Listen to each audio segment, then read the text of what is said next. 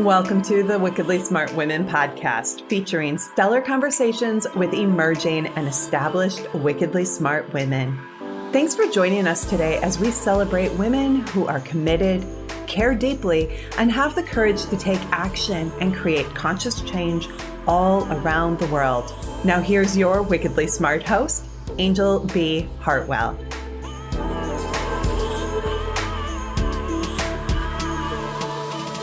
Welcome to another episode of the Wickedly Smart Women podcast, where we celebrate wickedly smart women and provide our listeners with a wealth of wisdom, along with immediately actionable steps to be smarter, spunkier, and more successful in their impact and their leadership. This is your host, Angel B. Hartwell, and today we welcome our special guest, Kiana Cox. She is a modern-day Renaissance woman, loved by Jesus, mother, entrepreneur, author, producer, architect, influencer, innovator, strategist, solutionist, and a bridge, who is interesting, unapologetic, transparent, diverse, fun, energetic, stunning. Yes, she is a lover of people, resilient, a force to be reckoned with, and a voice for the mentally, physically, and spiritually oppressed, lonely, forgotten, hurt, disenfranchised, hopeless, poor, outcast, displaced, imprisoned, misconceived, and the sick, to assist them in viewing life through a different lens by way of books, digital media, entertainment, fashion, arts, technology, products, education, and other necessary resources. I met Kiana at the National Publicity Summit, and her story there really inspired me. And so I'm really excited to welcome you today to the show, Kiana. Thank you for having me. Yeah. Glad to be here. Beautiful. Well, let's talk about a little bit about your background and when did you get clear that you were multidimensional? Let's talk about that you're like literally a Renaissance woman and not somebody who's going to be pigeonholed. Let's talk a little bit about that first. Okay, well, let's go back to 2 years old when my mom was murdered with me present in the home. I would say that started the journey. Moving in, my grandmother raising my two sisters and me, not meeting my dad until I was 16, having two children by the time I was 18. Yeah, just a lot of things that had occurred starting from that particular incident with my mother. By the way, I don't recall the situation. A lot of people ask me, hey, do you remember? There are some people who remember things at 2 years old, but not me. I wasn't one of those people, or I'm not one of those, and definitely would say it was for my benefit because it was a very traumatic situation. He stabbed her 19 times. It was someone she knew. So for me to have had a memory of that could have haunted me. Yeah. And even at some level, even if you don't have a memory of it, you were a witness of that. So I'd love to have you speak a little bit to, do you feel like, just being immersed in that traumatic kind of an environment and having your mother taken from you in that way, if that had anything to do with you really wanting to explore in multiple areas and really, like, the words I'm getting right now are like, really suck the juice out of every aspect of life. Yeah, I would definitely say that had something to do with it. My grandmother, which is my mom's mom who raised me, she didn't share with us about, and my two sisters and me, what exactly happened with our mom. So there was a lot of unanswered questions. She would say she raised them and I raised myself. I was very adventurous, very curious. I grew up definitely faster than I should have, and I explored a lot. And it could have been out of curiosity, little to no direction, and not taking any credit for my grandmother. She was a single grandmother raising 3 grandchildren and working full time as a nurse. So she did the best that she could. But in that, and especially as a child, you don't see it that way. You're looking for direction. You're looking for someone you can talk to. Why is this happening to me? The friends around me, their parents are around. Where's mine? And then again, I didn't meet my dad until I was 16. So I was like Dora the Explorer. Yeah, definitely. All right. Well, so let's talk a little bit about your entrepreneurial journey. when did you become an entrepreneur? Was that something that you started kind of really young and you've just stayed in that track? Or did you at some point have a job and then decide to leave? Or like, what was the entrepreneurial journey piece like for you? I was born an entrepreneur. At 12, I babysat. That is where some of my income came in, and did some other things too. I worked when I was 16. I bought my first car at 18 without a co-signer, my own money. And with that, my passion for fashion started really to emerge. I went to school in San Francisco at the Fashion Institute of Design and Merchandising. From there, I did in-store fashion shows for Nordstrom's and Macy's, which after a year was like, okay, this is great, but now I want more. And so I wanted to get into TV and film and radio and celebrities and doing red carpet events. So yeah, I took a step of faith. I was working in medical billing at the time, which that was another entrepreneurial endeavor. I started my own medical billing company at 19. Didn't go as fast or as successful as I wanted to or expected, but I was able to work at hospitals. I had the experience and certification to work at different hospitals and medical offices. But I was just like, I want more. And I was the youngest working at these medical institutions. And I had a coworker come up to me one time and she's like, what are you doing here? This is for old people, like medical billing, like you are young, like go out, you need to explore. And I'm like, yes. And then shortly after that, I ran into an interior designer at a furniture store. And he was the one who told me about FITM. I told him about my passion for fashion. And he just encouraged me to go for it. And I did. And after a year and a half, I got up and moved to Los Angeles. I knew one person, but I didn't take advantage of that opportunity. I just got out and started networking and meeting a lot of people. I can't tell you how many people I know now. And so, yeah, I started doing magazines and working with more celebrities. I did film, I did TV, and I was really living out my dream. And I'm like, okay, now what? I did an article for, there was a website called about.com. I did it early 2000s, the day in the life of a fashion stylist. And I didn't know that they would put my email address in the article. And so I started receiving all these different emails from different people, male, female, young. I mean, as young as 9 years old. Hey, I want to be a stylist. How do I get started? Because a fashion designer and a fashion stylist are two different occupations, which a lot of people back then weren't really aware of. And so I'm like, okay, well, what do I do? And there weren't really any institutions that taught or had a degree on fashion styling. And so with that, I created my own fashion styling school in Burbank. And that was an interesting story in itself. I got more into the entertainment industry and fashion. I have a very colorful background in that. I've done producing, I've done writing, pretty much you name it, castings, product placements, sponsorship. So I have my hand in a lot of those, a lot of different areas there. So that's kind of it in a nutshell that started and my background as an entrepreneur. Yeah. Well, so I really want to drill a little bit further into this, Kiana, because like there's two different kinds of messages that we hear often in the personal and professional development space. One of the messages is be yourself and people will want to work with you. And when yourself is multidimensional, like you are, right?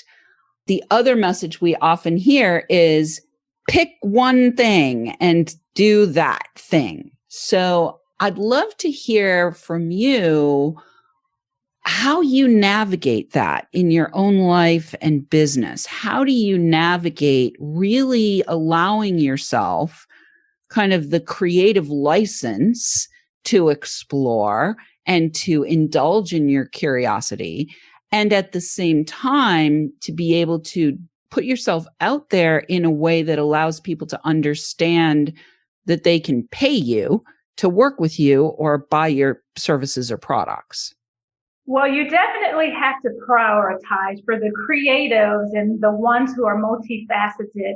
We are multi-gifted, talented, whatever the words one may want to use, because that was with me. Well, where do I start?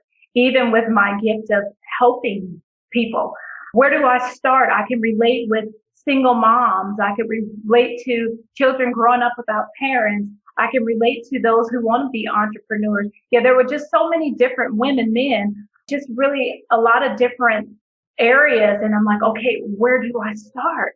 Because now that can be a challenge. But you definitely have to prioritize. So sitting down and prioritizing, not attempting to attack or go and endeavor all of them all at once, because then you'll get overwhelmed. So prioritizing is definitely key. Sitting down, writing down exactly what it is, what are your passions, and not what other people think you should be doing. Because that's where a lot of us are, what you see other people being successful in, because that's where a lot of us lose it at. And then we get frustrated when it doesn't work the way that it's working for other people, because we're trying to copycat, and that's not our purpose. So finding our purpose, what we're passionate about, and prioritizing it if it's more than one thing, and then going from there. Beautiful. So when you sat down with yourself to prioritize, I mean, you were a mom. Were you a single mom? Were you also a single mom? Yeah. Okay. So as a single mom, I mean, when I got into solo entrepreneurship myself, and I spent 20 years in the real estate industry where I was sort of self-employed, but I had business partners, and it wasn't like I was doing it on my own, and I wasn't really in my passion. When I started to indulge in my passion, I was also facing my second divorce and single parenthood. And so for me, my priority was always like, okay, I got to make sure that there's food on the table, a roof over his head, and enough money in the bank to pay for new sneakers every 3 weeks, because at that time for me, he was going into puberty.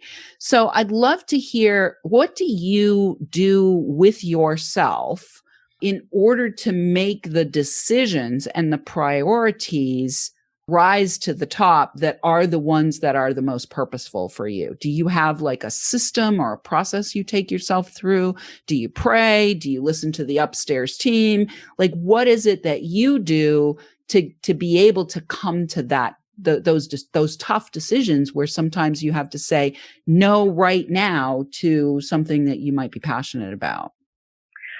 So when I began this journey of discovery and really a pursuit of purpose is what I call it, I was just at the point where I really wanted to get to purpose. Yes, my dream of being in the fashion and entertainment industries had come to pass, but I just knew it was more than that. Like, now what else? There's more to just the facade and what people see on TV, that it's all glitz and glamour. And that's not real.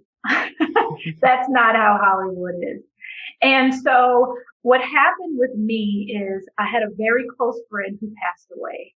A year later, my youngest son's father passed away before his second birthday. A few months after that, my grandmother passed away. And then 6 months after that, my dad passed away. So I'm like, okay, what is going on? And then business started to down spiral with my school. That's a whole nother different topic. And so it was like felt like everything came down, just caving in on me. And I'm like, okay, I have to get out of here. Yes, I was raising my sons. My oldest was about 13 at the time. Their dad had been wanting to get them, but some things it's timing. And so at this particular time, for me to be the best for them, I needed to allow them to go with him. So yeah, my oldest and my middle son, they have the same dad. And he took my youngest son, which is not his biological son, with them as well, because his dad was deceased. And so I went to Atlanta for a few months, about 5 months, just to clear, I'm like, what is going on in California? Maybe it's something with California. Let me get away. And then when I came back, I said, okay, I'm not doing the school right now. I know that I'm not doing that. What am I doing here? So I sat down, I wrote down every occupation that I had ever had, and it was more than my age. I said, Absolutely not. Purpose and purpose only, on top of over 150 resumes being sent out, me not being hired, them telling me I was overqualified, so unhireable. And I'm like, okay, what's going on? If I want to work here, let me work here. And so, oh my goodness, it was just all of those things. And I'm like, okay, no, I have to, let's get to purpose. So yes, spiritually, when I went to Atlanta, that was a rest and for me to do some discovery, mentally, physically, and spiritually. When I came back, I did pray. I am a Christian, and that was something that I did. I had to sit still, which is another thing. Getting in solitary, you have to step back, allow for your time to be alone, to get rid of all the clutter and to get clarity on the direction. To have my sons, which I was so used to picking them up from school, sports, homework, cooking, and now not having it, it was a little awkward at first. I can imagine. Yeah. All right. We're going to take a short break, Kiana, but I want to underscore that, you know, one of the things that you said right there was take that space. And so we're going to take a little space right now. Okay. But when we come back, we're going to talk a little bit more about your book and about some of the other things that you have going on right now. And right now, Wickedly Smart Women, we are reaching out to ask for your help. If you're enjoying the show, want us to stay on the air, please consider making a donation at www.wickedlysmartwomen.com. And we want to thank all of our listeners who are downloading, rating, and reviewing. We are now up to 84 countries around the world that are downloading. We are celebrating that we won the Award of Distinction in the 27th Annual Communicator Awards. And we are welcoming and want to shout out this week, since you mentioned Atlanta, we'll shout out to our listeners in Atlanta. We'll shout out to our listeners in LA. And we will also shout out to our listeners in Mexico. And we will be right back with Kiana Cox.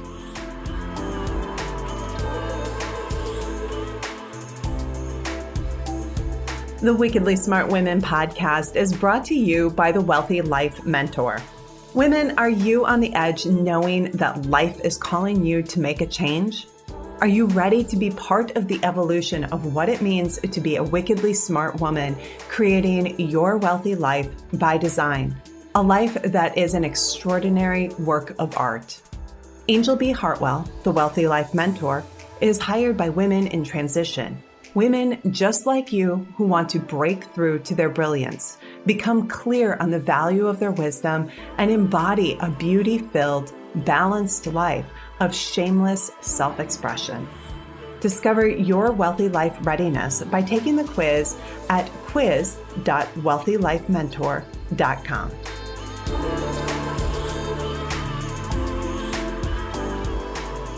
And we are back with Kiana Cox. You can find out more about Kiana and her new book at www.unpackedbaggage.com, where you can access the book and also access more information about a group mentoring program that she has available.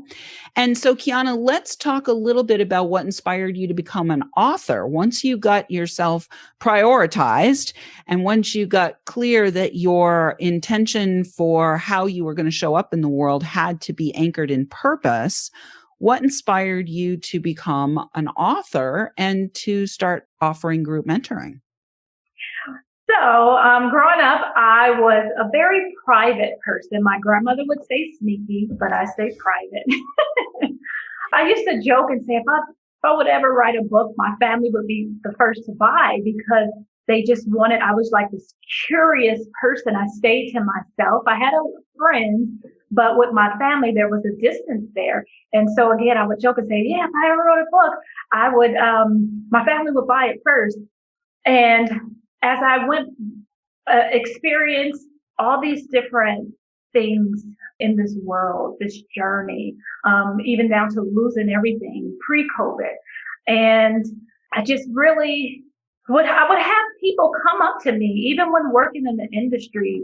What do you do? I want to know more about you, strangers. And I'm like, what do you want to know? Because I have a lot, like it's not a 5-minute conversation. So yeah, specifically, what do you want to know? And they really weren't able to answer that. And I would say I've always been a writer. I used to even write my grandmother and ask her for things instead of asking her, for it specifically, I would write. So that's something that's been there. I wanted to be a journalist growing up too. That was one of the occupations that I thought that I wanted to do, but really honing in on it. And then with all the experience that I've had, people wanting to talk to me. I tell people I could have been a New York Times bestseller a long time ago, working with my celebrity clients who shared all of their business with me that I could have read and had a book or took it to the media with it, but that just wasn't my heart. It was, how can I help? So great listener, I can talk to. I'm a talker, but I'm a great listener too, but very relatable. And so how do I take what I've gone through, even with my book, Unpacked Baggage, Getting to Know Keyonna Cox from A to Z? That's literally all the 26 letters of the alphabet of bags that are unpacked. So to be able to relate with other people and to say, hey, you can go get my book if you want to know more about me, because I can't share it in 5 minutes with you. You can get to know more about me, but it's not just about me. It's about helping other people who are going through things that they may think that they're alone. So to encourage them, hey, you're not alone and you're not the only one going through that. And how can I support? And that's why starting the mentorship programs and live groups is a way to help other men and women, not just women, but both, to help them through their journey or what they're going through, because you really need support with like-minded people. The best teacher is the one who has gone through and overcome in an area that you're currently experiencing. Yeah, beautiful. Well, we've got a few minutes left. And so I think what I'd like to do, Kiana, is I want to talk a little bit about the downward spiral piece. And like, what would you say are maybe the top 3 things that you extracted out of that downward spiral that you've put into action in your life now that may also be part of what you help other people with? Okay. So yeah, again, I lost everything pre-COVID, and I definitely feel for what people have experienced in the past year and a half. But think about it. There's a lot of resources that when I went through what I was going through, they didn't have it. People didn't understand. They didn't know how to help. I mean, everything from the government to the church to family, they didn't have a solution for able-bodied individuals. If it was substance abuse or domestic violence, anything pertaining to or similar to that, they were able to help, but they really didn't know. I had social workers tell me, yeah, we don't have anything. I don't know what to do with you. This worked for someone else, but I don't know why it's not working for you. And so in that, it allowed me to reinvent, almost a forcing to reinvent myself. And what does that look like? I've always liked to help people. So even with fashion, it was fashion, but again, there's something more on the inside. I'm not content with this. So how do I help both inside and out? Because it definitely starts from the inside. Working in Hollywood, and most of the world sees with Hollywood, the facade, but no, there's a lot of depression. You see it all the time on TV, alcohol, suicides. So that was my mission. How can I marry my passion and helping people and at the same time have it as a business? Yeah, beautiful. All right. So in the last few minutes that we have, I'd love to have you talk a little bit about being in business and what are some of the things that you like to focus on beyond your purpose, beyond your passion, in order to have the business actually be functional. Okay. Yeah. So in business, being around call it a tribe, or I like to say like-minded people, other mentors, you really need the support.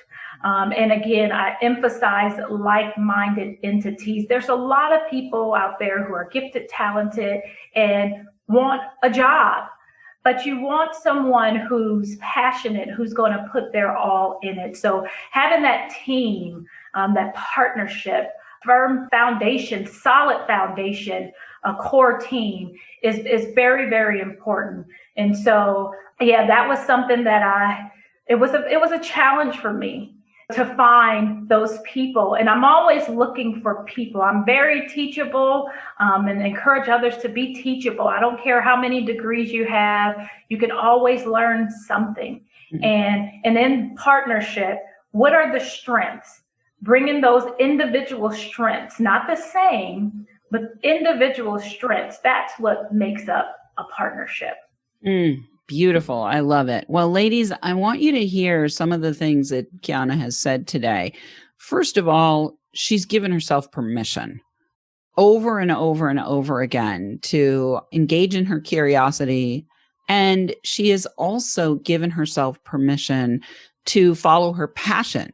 But the final thing that she's given herself permission to do that I'm hearing is to invest both time and money in surrounding herself with people that are like-minded and who are going to be able to help her to bring her vision and her mission into fruition.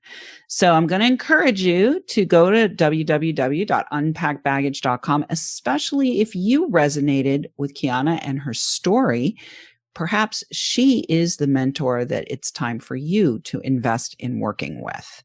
And with that, we are going to say, listeners, we do love your feedback. Please let us know what you thought of today's show by calling into our listener line. We'll have that for you in the show notes, or you can send in questions or guest suggestions to listeners@wickedlysmartwomen.com. We might even give you a shout out on the show. Thanks for tuning in. Keep your ears open, and remember, you are a wonderful woman. Thanks for tuning in, downloading, and listening. Be sure to rate and review Wickedly Smart Women on Apple Podcasts and share with other women who can benefit from today's episode. Wickedly Smart Women is the premier podcast series for informing, activating, and inspiring the leader who carries profound wisdom and knows that now is the time to welcome wealth. We welcome your feedback and guest suggestions and invite you to subscribe to our mailing list to be notified of each new episode at wickedlysmartwomen.com.